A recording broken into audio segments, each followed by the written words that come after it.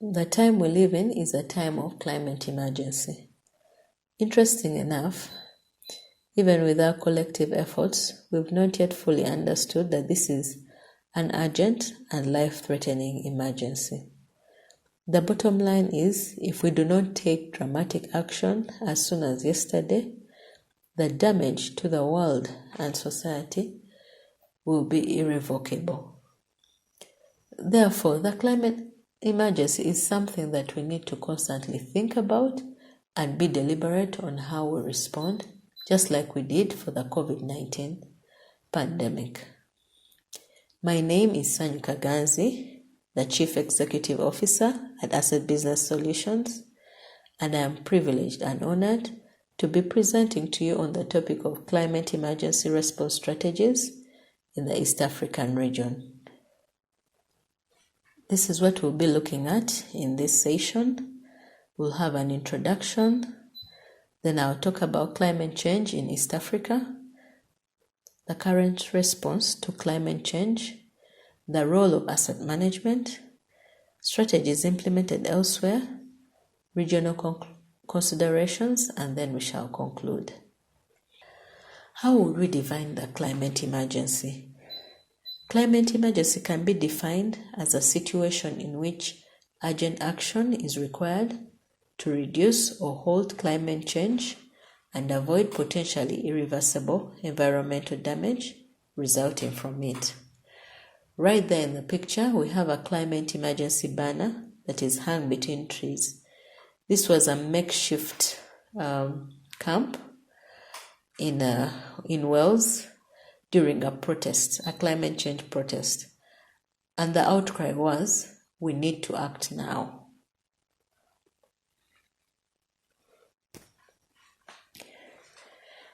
What does the climate emergency look like?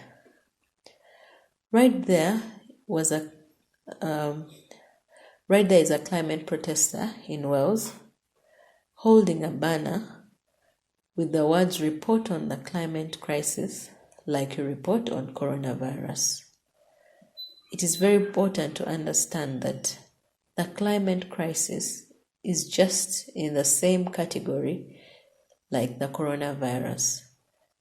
And it is very important that we report on the climate emergency just like we did on the coronavirus.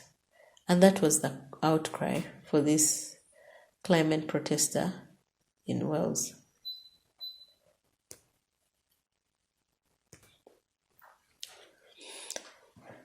This was Hurricane Lotta, and it left approximately 15 fatalities. The damage for property was worth $1.4 billion, and about 5.3 million people were affected and hundreds of thousands were displaced.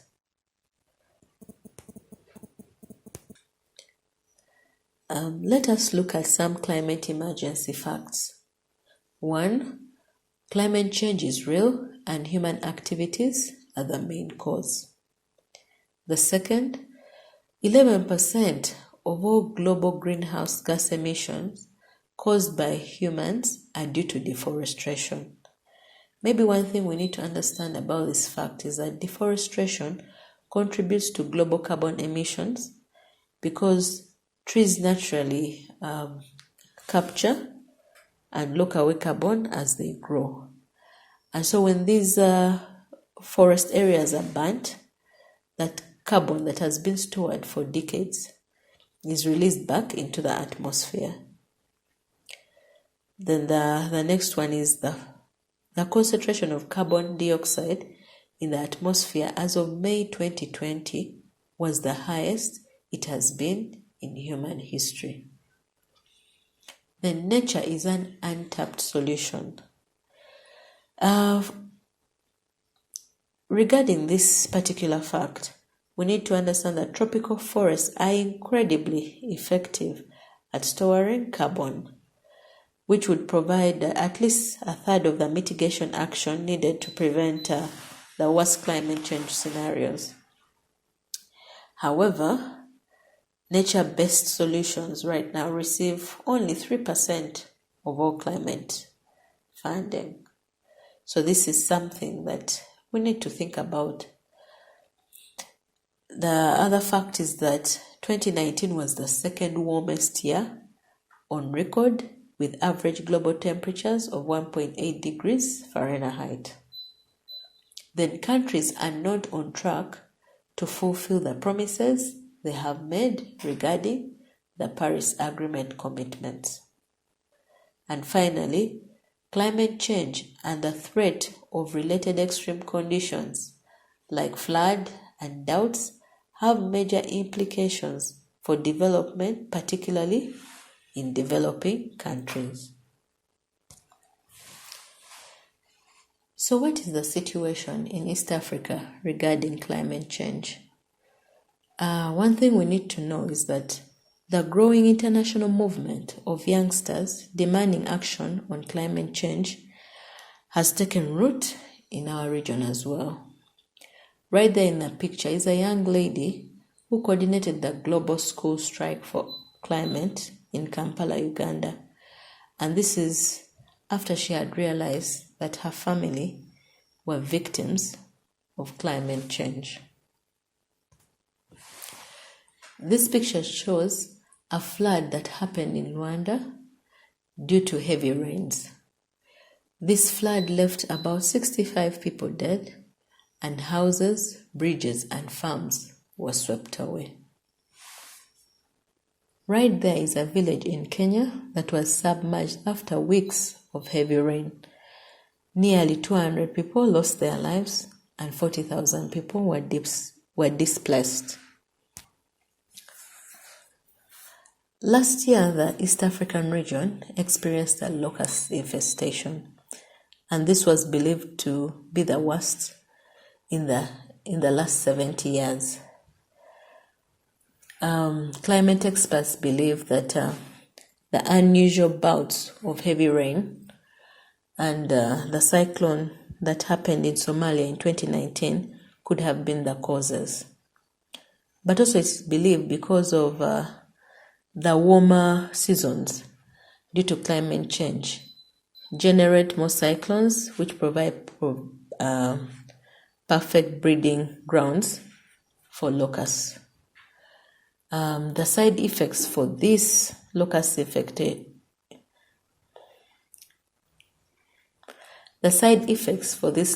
infestation were really immense. Particularly for Uganda, we had to set aside 11 billion to fight the locusts. At the end of the day, if we are not keen on the climate emergency, it's going to cost us a lot of money, but it will also cost us lives. So what is the region doing regarding response to climate change? One of the things is that the East African partner states, out of growing concern for the increasing threats of climate change impact, developed an East African Community Climate Change Policy Framework, a strategy and master plan to guide them and other stakeholders on the preparation and implementation of collective measures to address climate change in the region. In addition to this, there were a number of projects that were initiated with the aid of the World Bank in a bid to curb the climate emergency. And one of these is the climate smart agriculture, which sustainably increases productivity, resilience, reduces or removes greenhouse gases, but also it enhances achievement of the national food security and development goals.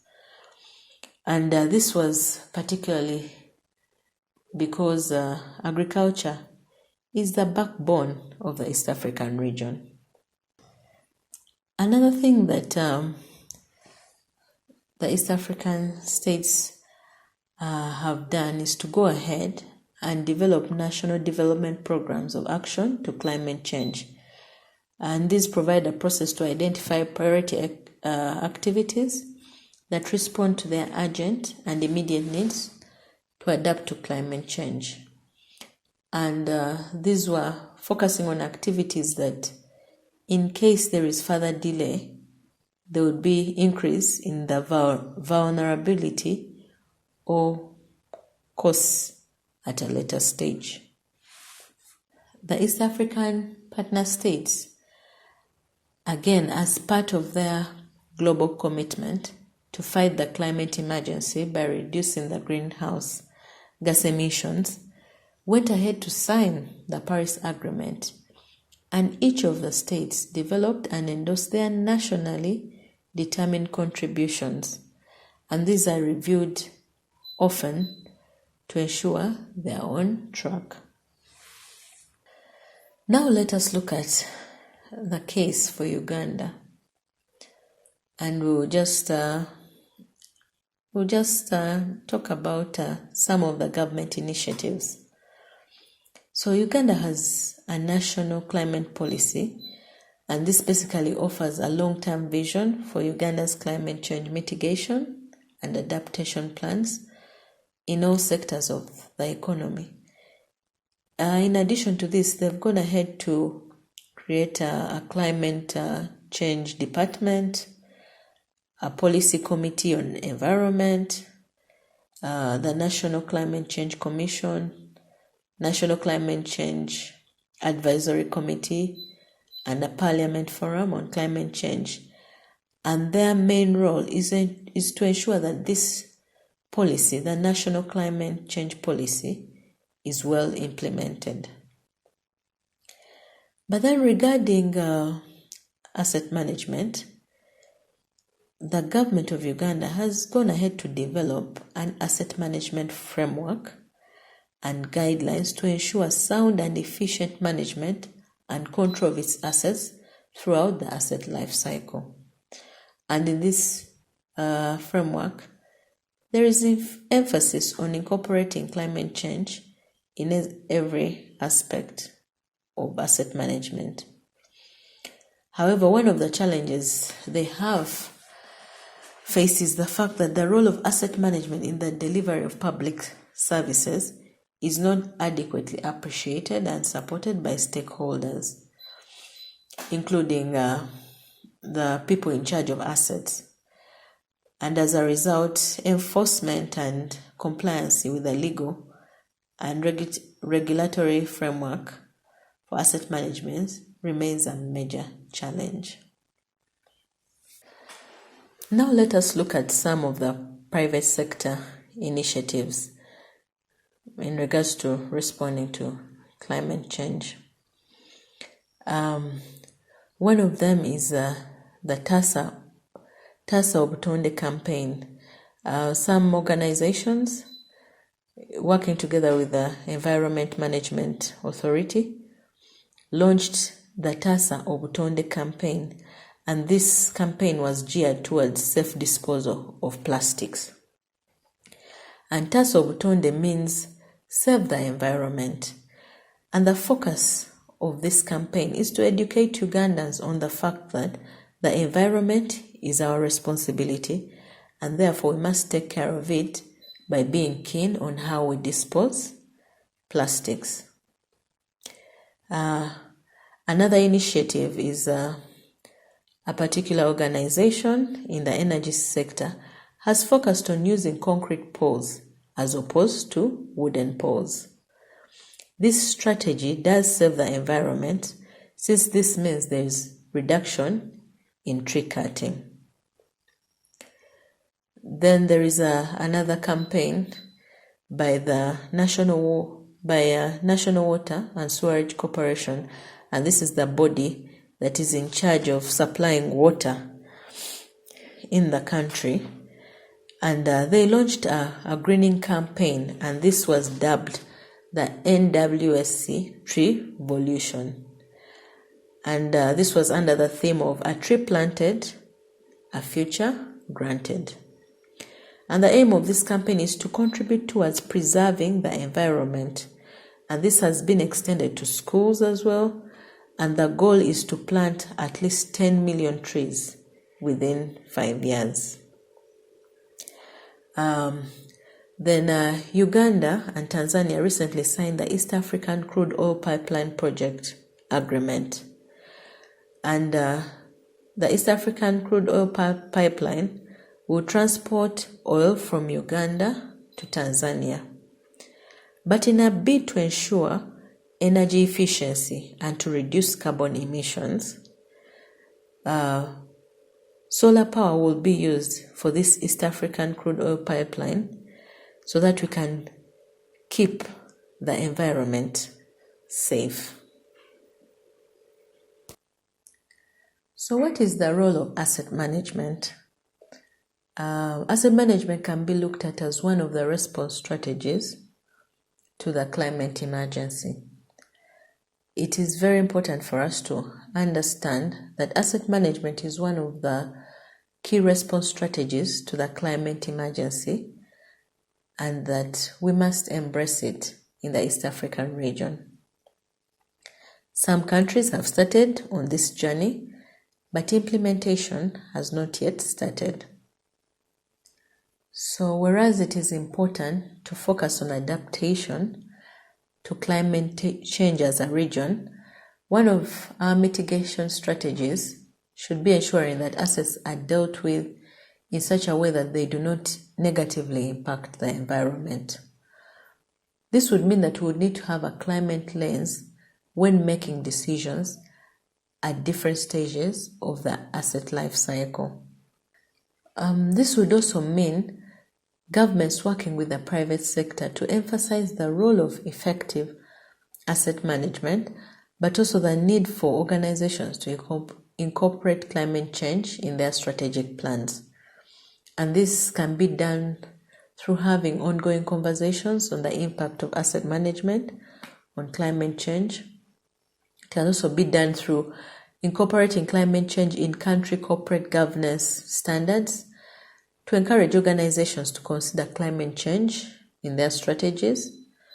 But it can also be done by our education system focusing on asset management. So what are some of those strategies that are implemented elsewhere? One of them is forums for asset management professionals in government bodies. And under this particular title, the Australian government mandated asset management by forming the Government Community of Practice Forum.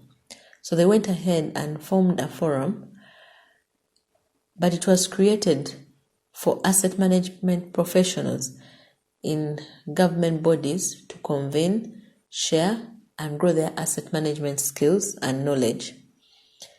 And it acts like a single meeting place for government professionals in asset management, bringing together and establishing connections that may not have otherwise been available.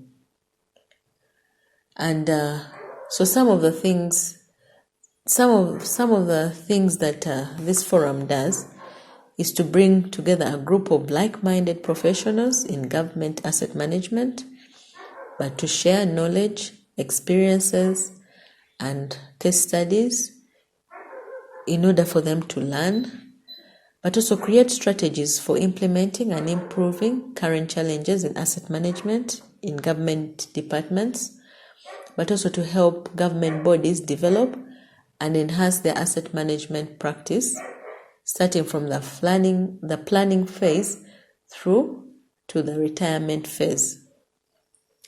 And this is something that governments in the East African region can consider to implement.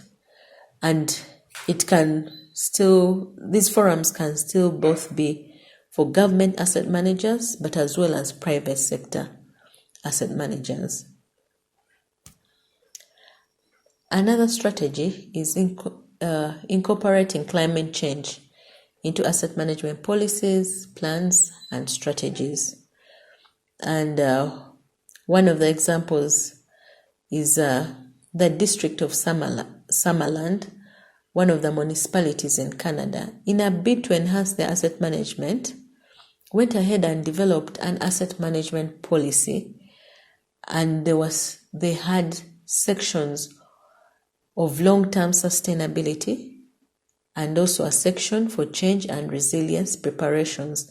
And both these sections were focusing on integrating climate change into asset management, ensuring to see that they would be able to adapt to the climate change effects, but also they would be able to save the environment by reducing the impact of asset management on climate change.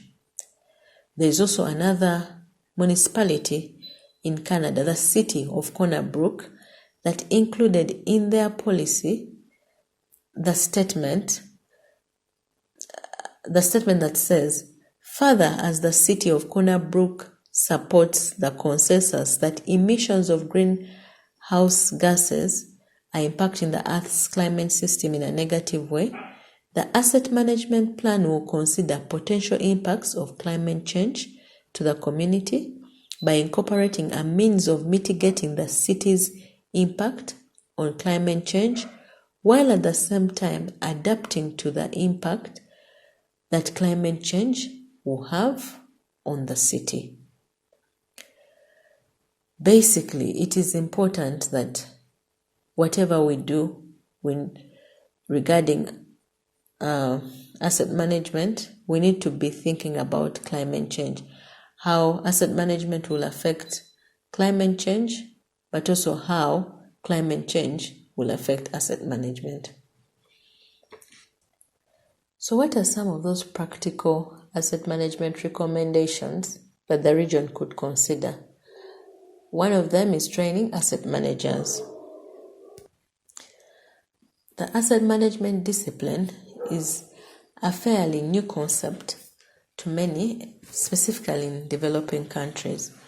And one of the biggest challenges, like I shared earlier, is the fact that the role of asset management in delivery of public services is not adequately appreciated and supported by the different stakeholders. And the same applies to the public sector. In light of this, it is important that the region takes initiative in equipping asset managers through trainings, through attending conferences like this one, but also through forums where asset managers can meet and talk about asset management and climate change. This is very important because without building capacity, every effort to enhance the asset management discipline with the planet in mind may most probably be a waste of time. Another recommendation would be collaborations for asset management professionals and key stakeholders. Now that we as asset management professionals understand the impact that asset management can have on climate change, it is important that we reach out to government, but also to the private sector to begin sustainable conversations on asset management, which can enhance collaborations regarding the climate emergency. In conclusion, the call to action would be that asset managers need to be proactive and engage the key stakeholders, but also we need to build an army of asset managers through training, but also we need to create spaces that allow conversations on asset management and climate change to happen. Thank you very much.